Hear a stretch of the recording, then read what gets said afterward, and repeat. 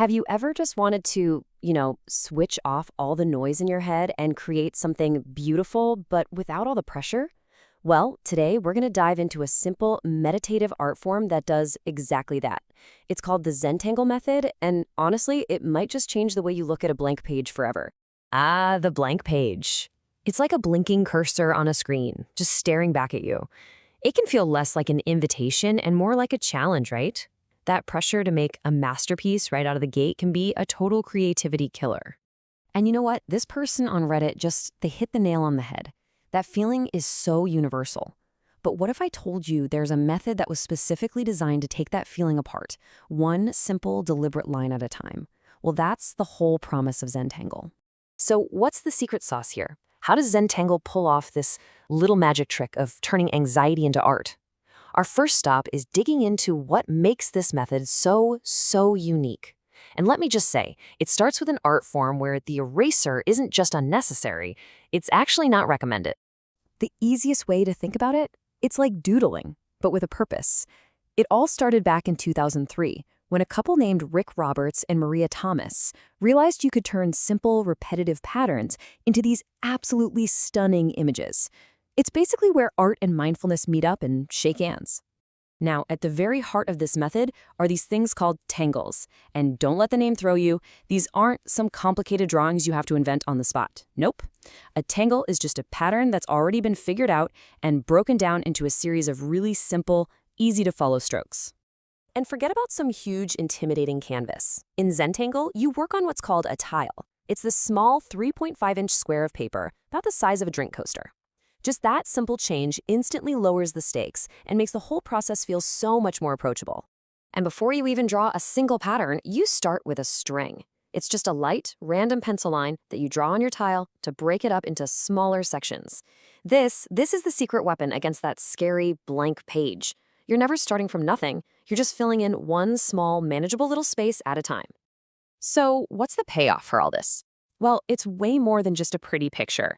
People who practice this stuff talk about all kinds of benefits, from a real drop in their stress levels to a huge boost in focus and creative confidence. You get to walk away with this genuine sense of accomplishment, having made something beautiful, with zero so-called artistic talent required.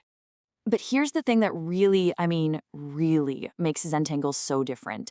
It isn't just the technique, it's the mindset. Let's talk about what is, for my money, the most revolutionary part of this whole method. Its core philosophy. This is the no mistakes philosophy, and it is a game changer. It's not about being perfect. It's about completely reframing what you think of as an error. That line that went a little wonky, it's not a disaster. It's a detour, an unexpected chance to take your art somewhere new and interesting.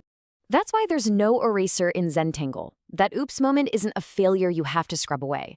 It just becomes a part of the artwork's own unique story. You incorporate it, you trust the process, and you get to watch your creation evolve in a way you never, ever planned.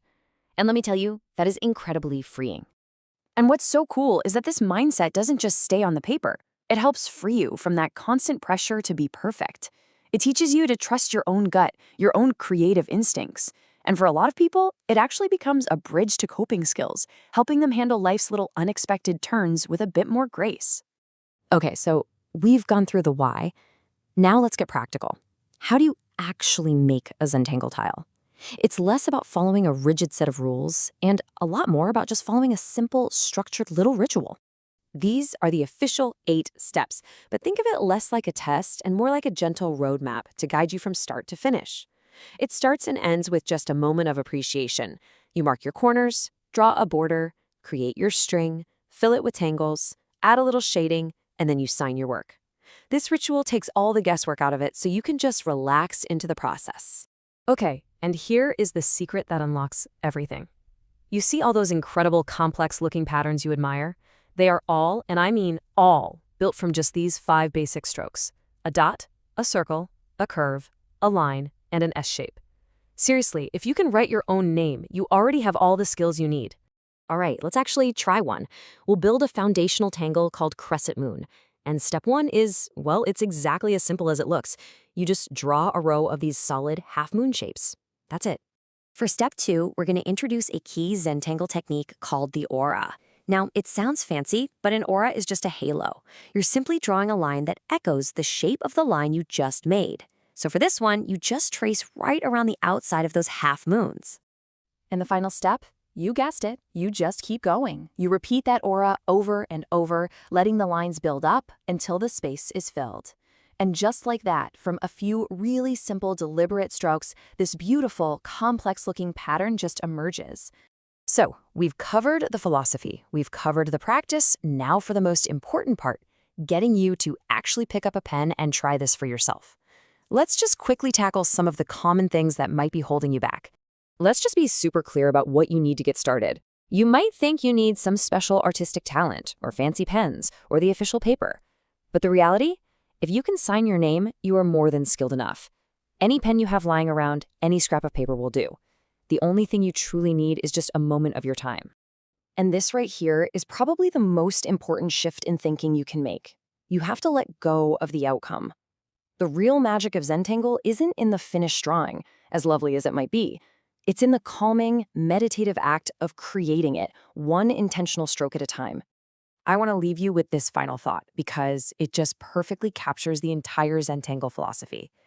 The real benefit is in the doing, not in the having done. So the next time you find yourself staring at a blank page, maybe, just maybe, you can see it not as a challenge you have to conquer, but simply as an invitation to begin.